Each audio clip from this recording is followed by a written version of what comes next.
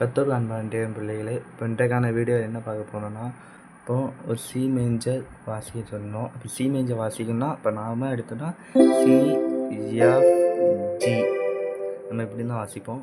இது எப்படி கண்டுபிடிங்கன்னா சி மேஜருக்கானது. இப்போது சி மேஜருக்கானன்னா இப்போ சி கீ, அப்போ C key plus 5 plus 2 C F G. C மேஜருக்கான வந்துட்டா எப்படி கண்டுபிடிங்கன்னா key plus 5 plus 2 C F G. C மேஜருக்கான வந்துட்டா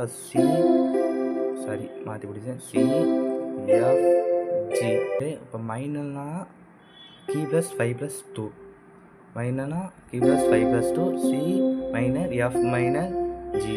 அதாவது எப்படி படிக்கணும், ரெண்டு மைனரும் ஒரே மாதிரி தான் வரும். கீ ப்ளஸ் 5 ப்ளஸ் 2 ஆனால் மைனர் வேறு, லாஸ்ட்டு ப்ளஸ் பண்ண கீயை தவிர மற்ற ரெண்டுமே மைனர் தான்.